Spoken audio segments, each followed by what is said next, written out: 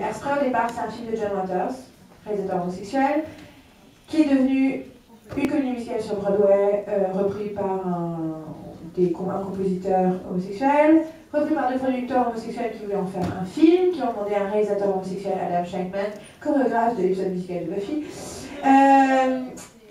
de le réaliser. Ce qui est très intéressant, c'est qu'Hairspray ne parle pas du tout d'homosexualité à aucun moment de façon ouverte.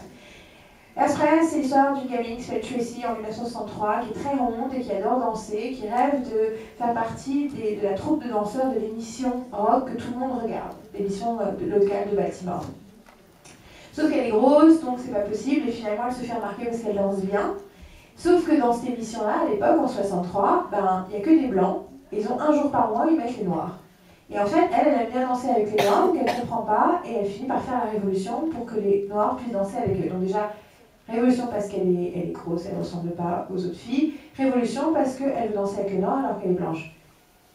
Je vous ai écouté les deux commentaires audio. Il y en a un qui est avec Tracy et le réalisateur, et l'autre qui est avec les deux producteurs. Ils ne parlent pas que d'homosexualité, mais c'est clairement la thématique. En fait, ce film parle du fait d'être différent, d'être incompris et d'être accepté. Clairement, Adam Shankman, le réalisateur, et les deux producteurs se sont complètement identifiés à Tracy, alors qu'ils sont ni noirs, ni gros. C'est pas le problème. Et ce que je veux dire, c'est ça, il y a une tradition énorme. Donc qui que ce soit, qui soit dans une relation, par exemple, dans une situation où ils sont, effectivement, quand on est dans une communauté homosexuelle, ça dépend des communautés, mais malheureusement, dans mon expérience autour de moi, elles restent très ghettoisées, c'est-à-dire d'un côté les mecs et de l'autre côté les nanas, les lesbiennes d'un côté, les potes homo de l'autre. C'est étrange, mais c'est comme ça. En tout cas pour les soirées, pour tout un tas de choses. Et donc on est entouré que de mecs, effectivement, il y a tout un tas de choses dans Supernatural qui font écho. Tout un tas de choses qui inspirent, qui rappellent les choses. Et puis, voilà, la relation entre deux hommes, la relation entre deux femmes, la relation entre un homme et une femme ont des problématiques différentes, des dynamiques différentes. C'est tout à fait normal qu'il y ait une identification forte. Après, qu'on fantasme sur deux mecs magnifiques au cul ensemble parce que c'est joli, c'est autre chose. Voilà.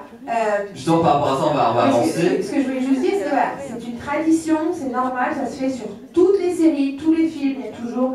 On peut faire une lecture analytique comme ça. Voilà. Par contre, Castiel et Dean, non, on va juste faire. Donc, je vais te raconter l'arrivée dans la série, comment ça se passe. Je sais pas. Je vais essayer de faire pour une fois. Je vais peut-être à droite. Ouais, peut-être à côté. Les trois. J'ai pas en décision. Cette jolie main sur les fronts. Sans parler de l'arrivée. Ah, tu veux dire cette scène-là? Oui, non, mais. Oulala, attends, parce que je suis tout à coup. Ça a oublié. Oui, non, effectivement, il y a tout un truc symbolique, il va tirer des enfers. Non, mais moi, c'est pas ça que je trouve. Il y a énormément de choses symboliques, et David va vous citer quelques exemples très précis qu'il a en tête. Moi, ce que j'ai envie de dire, c'est surtout le retournement de Castiel. Il est un ange, il est fort, alors, il disait hier, ouais, pour le rendre vulnérable, pour pouvoir le garder, tout d'un coup, ils l'ont rendu faible. Mais c'est pas seulement ça, c'est que il est touché. Il s'humanise, enfin, pour moi c'est ça, c'est il humanise Castiel. Et c'est même pas, en plus, il n'assume pas le fait d'être humanisé, c'est juste, il est exactement comme quelqu'un d'amoureux, il est complètement aveuglé. Je suis désolée. Quand on refoule son homosexualité, il refoule son humanité. Non mais il y a des coups de foudre, il y a des coups de foudre d'amitié. Moi je suis tombée amoureuse de plein de gens avec qui c'est pas spécialement un truc romantique ou autre chose, c'est juste qu'il faut les personnalités, voilà, on peut appeler ça de tomber amoureux. Et combien de gens d'entre vous m'ont dit qu'ils étaient tombés amoureux de Tracy? Donc voilà. Voilà, c'est quelque chose. Et clairement, Castiel, tout d'un coup, au bout, dans l'épisode où tout d'un coup Dean. Pas dans l'épisode où Dean torture, arrête de dire, c'est pas ça. Dans l'épisode où Dean dit non, pas question, on garde, on va sauver cette ville, quelle qu'il soit, it's Sam Winchester, it's a great pumpkin, Sam Winchester, je sais de calme. Et tu sens Castiel qui le regarde, pourtant leurs ordres c'était de regarder, de les laisser faire. Mais je pense que, voilà, c'est ça, c'est Castiel, au départ, il dit, on va pas suivre les ordres d'un humain qui, de toute façon, me manque de respect chaque fois qu'il me parle.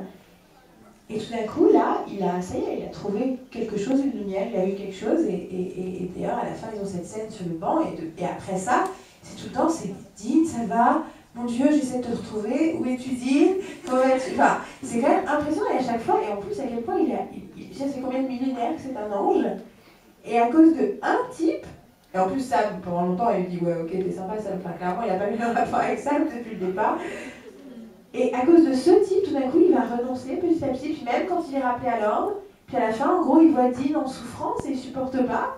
Et donc, il faut qu'il le sauve. C'est hallucinant, il y a quand même tous les gens qui vont mourir à ce moment-là. Si on veut continuer dans les allusions, le fait que aussi Sam et Dean soient des vaisseaux et donc puissent être pénétrés par une force.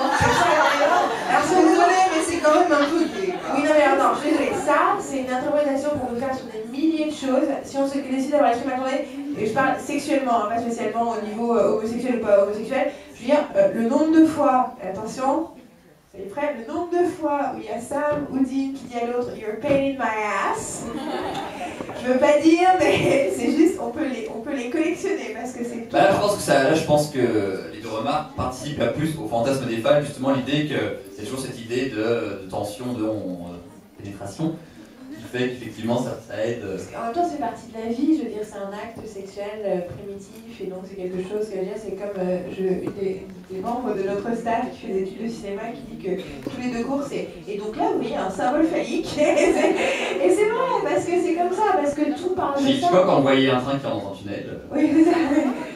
C'est obsédé sexuel, donc c'est clair. Non, mais obsédé sexuel, il a même parlé de sexualité dans ses films et il le faisait de façon détournée. Mais non, il dit pas obsédé, mais arrête de dire que les choses est obsédé sexuel. Mais c'est le problème de l'analyse. Tout ça pour dire que Castiel dit it's for life, it's for real. C'est love each other. Et justement, on a parlé de la remarque. Tu crois que la série va se terminer comme ça? Non, mais une fois de plus. En plus, ce qui est intéressant, c'est que même Castiel, on peut même dire qu'il c'est le cas dans la saison 4, il se met entre le sexe des enfants. Il se met entre les, Non, mais c'est vrai, il se met entre les deux frères en plus. Il se met entre les frères, justement, comme on dit, les deux frères c'est un couple, mais un couple de frères. Finalement, Castiel, à un moment, se met entre les deux, puisqu'à un moment, quand justement, Sam fait clairement un reproche, c'est Castiel ou c'est moi, et justement, il y a ça qui est intéressant, c'est qu'à un moment, il y a comme une rupture dans un couple, c'est une trompe. Tu te trompes avec quelqu'un d'autre, et ça aussi c'est très intéressant.